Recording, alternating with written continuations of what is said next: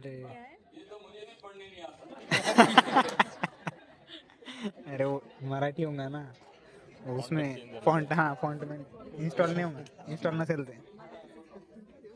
अरे यार मंगल वगैरे काही लागतो फॉन्ट मंगल ते प्रत्येक क्या ये त्यांच्या अवेलेबल नसेल. नाही अवेलेबल नाही राहत.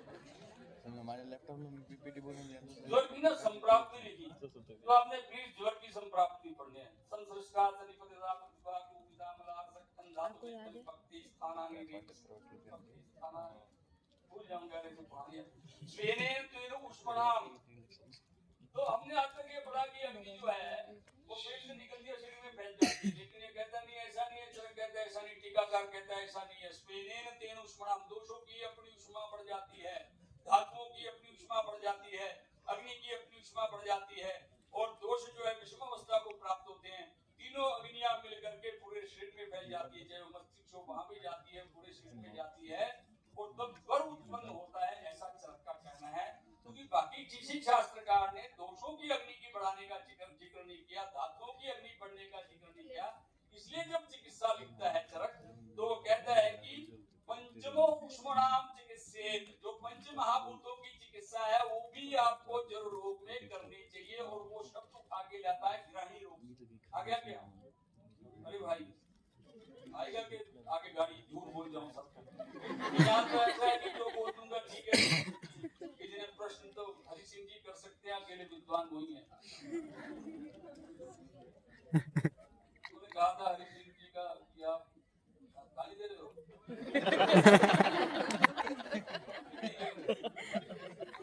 पंजाबी लोग हैं। तो इस तरह से ज्वर को आपने तो ज्वर को जब आप पढ़ते हो ना, प्लीज आपसे रिक्वेस्ट है वो छोड़ दो, मिथ्या प्यार अभ्याम दोष या माश्रया से छोड़ दो, जरा पढ़ो और टीचरों के पीछे पढ़ जाओ। जनाब टीका पढ़ाओ आप लोगों में, उत्तर तो टीका में दिया हुआ है, वो पढ़ोगे ना तो जब आप चर्चा करोगे दोषों की उष्मा को ठीक करना है और धातुओं की उष्मा को ठीक करना है, तब आपको ध्यान में आएगा कि रस औषधियां देनी पड़ेगी। जब आपने बहुताग्नि ठीक करनी है, जठरा ठीक करनी है, तो जितने काढ़े दे दो, चूर्ण जितने हैं दे दो, और अवस्थाएं देख लो, इतने लक्षण दिए हैं जरक में। हाँ, एक प्रश्न आ जाता है कि सर ये तो संक्रामक होता है। देखिए जब भी वायरल फीवर होता है, ऐसा है सारी दुनिया के डॉक्टर कहते हैं कि कोई दवाई ना भी दी, लंघन कर दिया और थोड़ा गर्म पानी पीते रहे, तब भी ये ठीक हो जाता है, क्यों? एंटीबायोटिक। लेकिन हमारे लोगों ने मन में अपने आप में भय पैदा कर लिया है कि कितना ही एंटीबायोटिक जो बेचारे को दे देते, नहीं भी देते तब भी 3 दिन 4 दिन मैक्सिमम 7 दिन में ठीक हो जाता है, उतने दिन दवाई लेने के बाद भी लगता है। इसलिए आप आयुर्वेद के ज्वर को थोड़ा सा, ज्वर जो है रोगा नाम क्या है, राजा है, रोग राजा है, रोगों का राजा है, इसलिए ज्वर को थोड़ा सा नारायण है संभावना है। आपके थोड़े भेड़ ना हो जय जय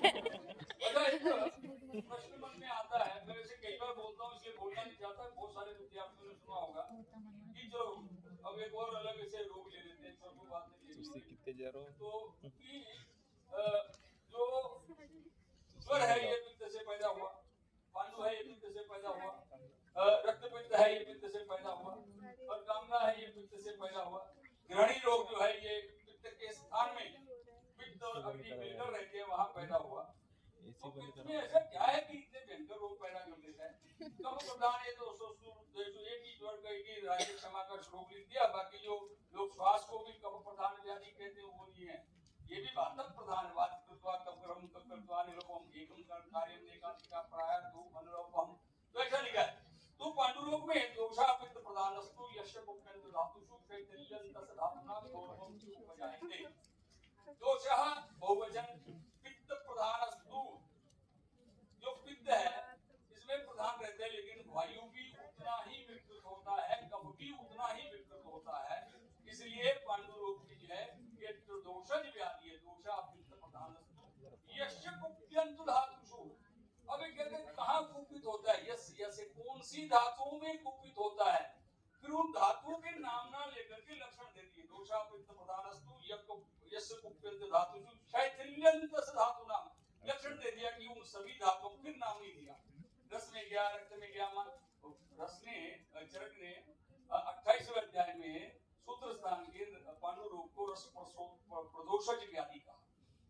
यहाँ तो कहीं संप्राप्ति में बोला ही चरक ने, कहीं भी नहीं बोला। फिर जब बोला ही नहीं तो कह रहे तो बहुवचन में धातु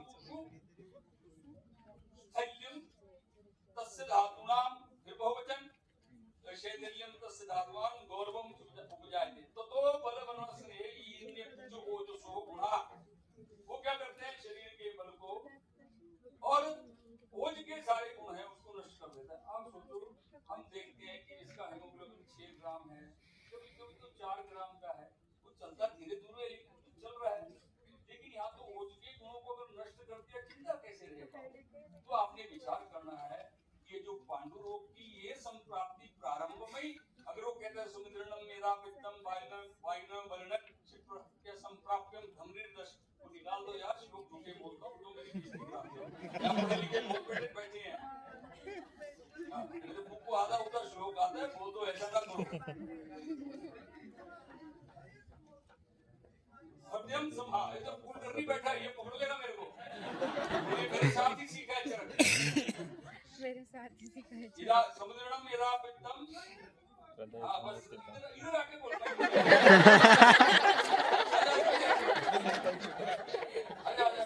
तो बल वर्ण से बल वर्ण स्नेह, बल वर्ण किसका, किसके प्राकृतिक लक्षण है। बल वर्ण जो है ये जागृति का प्राकृतिक लक्षण है। ये उसने ये हाईलाइट, ये उसने चरक ने इसका स्थान 15 अध्याय में दिया। आपने पढ़ना है इसको। देखो क्या है कि आप अगर आईवीएस पढ़ते हो ना, कोरिलेट करके पढ़ोगे तब तो आपको समझ में आएगी।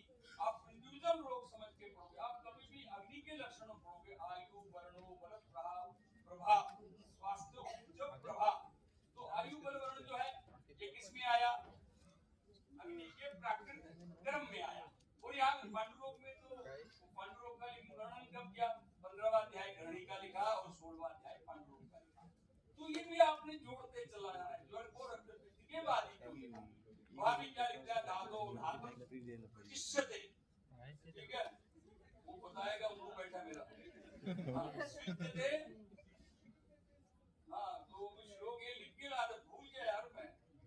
तो कहने का अभिप्राय है कि आप जब किसी रोग को पढ़ते हो तो उसका प्रीवियस रोग जो है उसमें आपने देखना है अंशांश कल्पना से दोष की। नंबर 2 आपने ये सारा याद रखना है, कोई भी रोग एक दोषज नहीं होता। एक दोषज अगर रोग होगा तो उसको हम नानात्मक व्याधियां कहते हैं। जब सूत्र स्थान में उनका वर्णन कर दिया तो आपसे निवेदन है कि उन नानात्मक व्याधियों को आप बहुत अच्छे से पढ़ लो। चरक ने चिकित्सा स्थान में जितनी का वर्णन किया है वो सारी सामान्य व्याधियां हैं और द्विदोषांगत है। इसलिए हमें चिकित्सा करते समय तीनों दोषों को ध्यान में रखना चाहिए।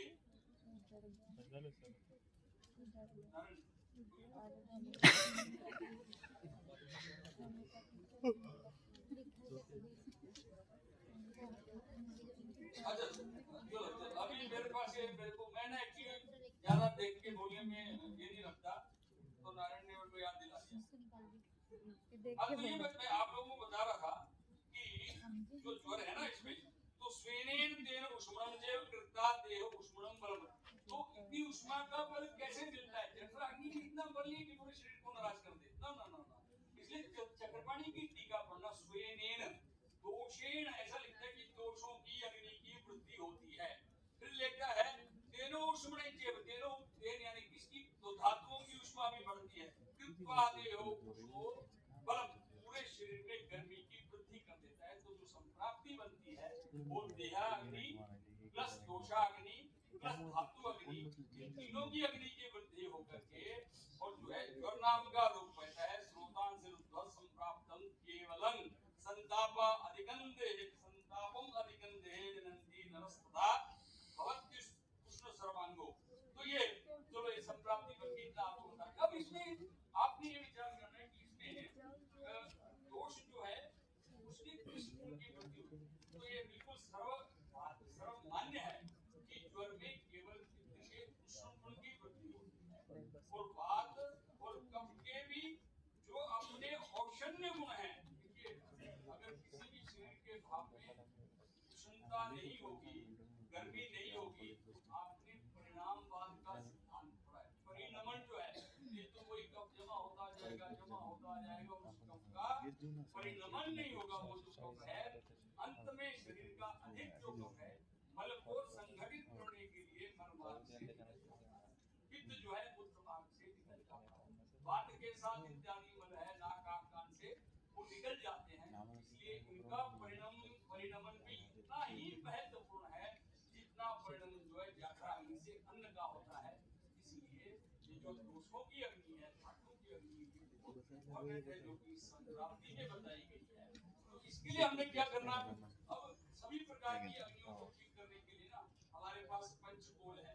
तो पंचकोल का निश्चित तौर पे आमला में हम प्रयोग करते हैं सारे वैद्य जो है, लेकिन मात्रा काला तो क्षेत्र तो प्रतिष्ठित है।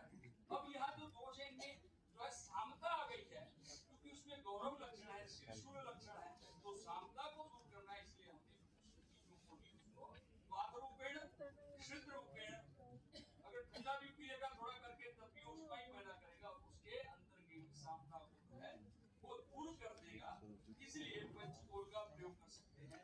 इसके अलावा जो है एक और चक्रदत्त का जो रोगाधिकार जो है, उसके बाहर की पुष्करमूल रास्ता हिमालय सूत्र शुक्र पिंपली, ये मेरे अपने पास से कुछ नहीं है। हमारे पास कोई रोगी आता है तो हम उसको चक्रदत्त खोल के देख के लिख देते लगे सब रामदास जी ने याद किया, दवाई दिया तो लोग याद हो जाते हैं।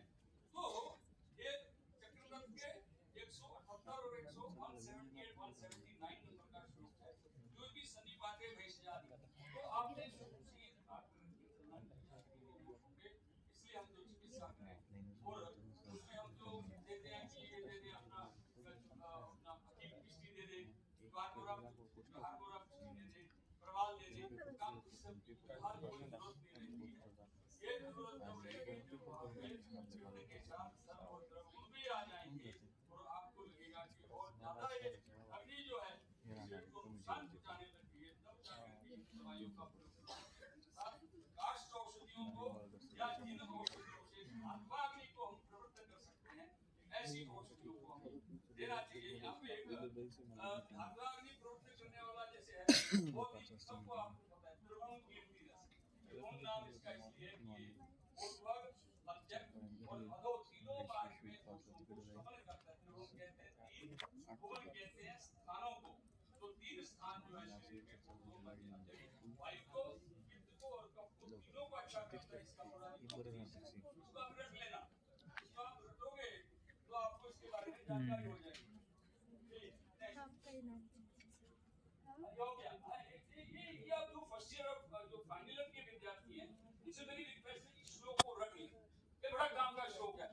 कहीं भी आपको निदान नहीं याद आए तो आपने निदान लिख देने हैं, किसी भी रूप में लिख सकते हैं, आपको कोई पकड़ने वाला नहीं चिकित्सक, उसको भी नहीं पता होता एग्जामिनर को ये कहाँ का श्लोक है।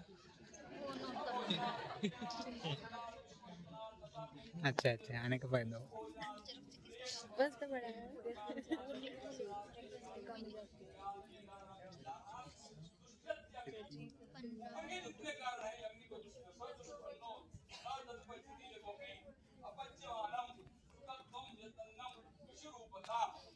तो ये आपके सारे कारण हो गए। नेक्स्ट ये जैसे बता रहा था कि मैंने पांडवों का श्लोक बताया, तो प्राप्त आयु वर्णो वर्ष इसको भी आप याद करो। इसलिए याद करना है, रस सेवे हो जाए, रस मोही हो कहते हैं, रक्त एवं जब हो जाए, रक्त को भी हो कहता है, प्राकृत स्तु परम श्लेषमा विकृत बल मुच्यते, कफ को भी हो कहते हैं। तो आप कंफ्यूज मत होना, वो सबके अंदर है, जैसे अग्नि सबके अंदर है। अगर आप छोटी पोजीशन पढ़ोगे तो ओज जो है इन सभी भावों में रहता है, और ओज का ही काम है कि ये आयु को, वर्ण को, बल को, स्वास्थ्य को, उपजे को, प्रभाव को, ओज ओजस तेजो अग्नि प्राणस चोक्ता अग्नि हेतु का ओज का अच्छा बने रहने का कारण क्या है, शरीर की अग्नियों का अच्छा बने रहने का कारण क्या है। जिनको प्राण पान समाप्तान ज्ञान पान आत्मन ऐसा कहा, इससे अच्छे बने रहते हैं देह अग्नि हेतु का। तो कंसेप्ट शारीरिक क्रिया में हमने जितना भी पढ़ा है उसमें जठरा अग्नि जो है अगर ये अच्छी है तो शरीर में कण कण को, कोष कोष को, हर चीज को जो है हर कण आ जाता है। क्योंकि मैंने प्राणोष्टोक्ता प्राण इत्यादि जितने 5 बताए उस सारों को जो देह अग्नि है वो सबको बल देने का कारण बनते हैं। शांति अग्नों मृत्यु कर अगर अग्नि अच्छी है तो बीमारी नहीं पड़ोगे, अनाम है अच्छी रोग उत्पन्न नहीं होगा। तो नेक्स्ट ज्यादा है नहीं कुछ बोल जाएंगे। ये मैंने श्लोक आपको थोड़ा बता दिया है। इसके अंदर जो है एक जठरा अग्नि को कभी मत पढ़ो, दूसरी अग्नि है धातु की अग्नि है, टीकाकार उसको लिखता है, उसको अच्छे से पढ़ो। नेक्स्ट नेक्स्ट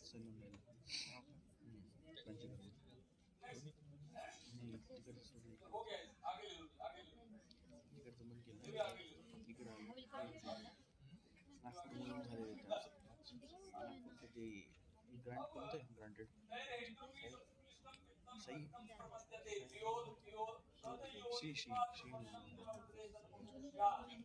अब ये ऐसा इसको क्यों लिखना पड़ा? देखिए रक्त तो कितना आश्रय आश्रय भाव से क्या भी क्या कैसे सर है, हम है, सर है, कटु है, ऐसा उसका गुण है। तो ऐसा जो बोला व्यक्ति है वो एकदम से रक्त की केशिकाओं में जाकर के रक्त के दबाव को बढ़ा करके कंडीशन नहीं होती। अब ये छोटी सी प्राप्ति नागपुर में बहुत गर्मी होती है तो हम देखते हैं नाक से खून आ जाता है। उत्तर प्रदेश के किसी प्रदेश में गर्मी होती है वो भी वहाँ हो जाता है। लेकिन ये भी एक घातक व्याधि करता है। और इसके ऊपर उधर में जो उधर के ऊपर वहाँ पे भाषा का बहुत काम है जिसको कि हम प्लेटलेट कम हो जाना कोई समझ नहीं हुए वहाँ के अंदर थे, उन्होंने उस पे काम किया हुआ है। इसके अलावा भी आप दिव्यांग रक्तपित की जो घातक व्याधियां हैं, रक्तपित के जो लक्षण दिए हुए हैं उसके ऊपर फर्स्ट थ्रोम्बोसाइटोपेनिया क्योंकि आप देखो मॉडर्न तो पढ़ लेते हैं, हमारे जो शास्त्र के ग्रंथ है आपको लगते हैं यहाँ कुछ दिया हुआ नहीं है। अगर आप मॉडर्न का पढ़ करके इनमें से ढूंढोगे तो आपको मिल जाएगा। नीचे लिखे तस्यो उष्मणाम, किसकी उष्मा है? ये जो है उष्मा जो है चले रहती है और ठंडी की वजह से रहती है और उसका अपना भी प्राकृतिक गुण होता है। धातु प्रतिशते धातुओं के अंदर से गर्मी के कारण से उसके जलीयांश को उनका स्विन्नन करते हुए उसको जलीयांश को निकालता है। जैसे कि शरीर से पसीना निकलता है और समृद्धि यानी बढ़ा देता है। वो यानी अधिक मात्रा में प्रारंभ करता है। उसने स्थान नहीं बताया कहाँ जाता है, तो आगे जाकर कहता है कि रक्त केशिकाओं में ये द्रव्य से रक्त और पित्त भी वही रहता है। पित्त अंतर्गत द्रव है और सर है वो भी सही बात रहता है। उष्णता भी उतनी रहती है और जो धातुओं को उसने निचोड़ करके उसका जो सारांश निकाल दिया है वो भी इसके साथ रहता है और रक्त केशिकाओं के माध्यम से वो शरीर में अधिक जाता है। लेकिन ये कहता है कि इसका जो कारण है, इसका जो अधिष्ठान है वो क्रिया है। तो देखिए बहुत सारे जो कैंसर के रोगी हैं उनमें रक्त व्याधि को विशेष रूप से जो है इन्वेस्टिगेट किया जाता है। तो आपने इस परिप्रेक्ष्य से अब इसको पढ़ना है। रक्त पित्त समान नाक से खून आ रहा है तो आप गुरुवार का श्वास मिला दोगे ठीक हो जाएगा, और आप सिर पे पानी डाल दोगे तब भी ठीक हो जाएगा। शायद स्तंभक आप चीजें पिला दोगे, ठंडी चीजें पिला दोगे तब भी ठीक हो जाएगा। लेकिन ये हुआ क्यों है इसके ऊपर आप जो है, क्योंकि आज की जो जनरेशन है वो हमारे जैसी पुरानी जनरेशन नहीं थी। आप पढ़े लिखे लोग हैं, पास करके अच्छे लोग आए हैं। मुझे लगता है कि आप लोगों को फाइनल ईयर के जो विद्यार्थी और इंटर्नशिप में जो विद्यार्थी उनको या पोस्ट ग्रेजुएट के अगर विद्यार्थी इस तरह से विचार करना चाहिए। नेक्स्ट अब ये सारी चीजें पता है जितना बड़ा रोमांटिक शास्त्र था। नेक्स्ट आपको बताने इसको ये तो चलो अपने सब लोगों को अच्छा लगता है कि ये मोती मूंगा और गैर ये सब जो है टी के साथ मिला के गर्म पानी में आप पीने ठंडा करके ये शरीर बंद हो। नेक्स्ट आराग्रहम भूमिग्रहम सुशीतम वनंजनम जलवासीतम वैद्यम। अरे भाई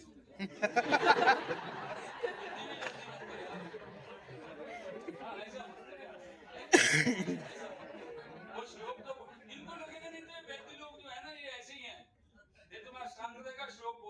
ने भी लिखा है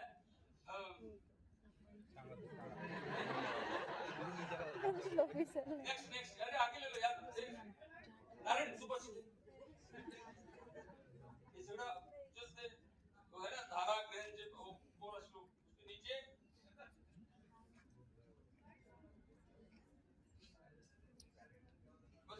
अब ये लास्ट है क्योंकि पूरा लंबा चौड़ा है तो हमारे पास टाइम भी नहीं है, 2 बज गए हैं, मेरी बात भी बहुत सारे लोगों ने बोला है, सिर्फ आपको है ना ऐसा है कि आपको ऐसा नहीं लगे कि ये बड़ा बोर शास्त्र है, बड़ा रोमांटिक शास्त्र है, ये तो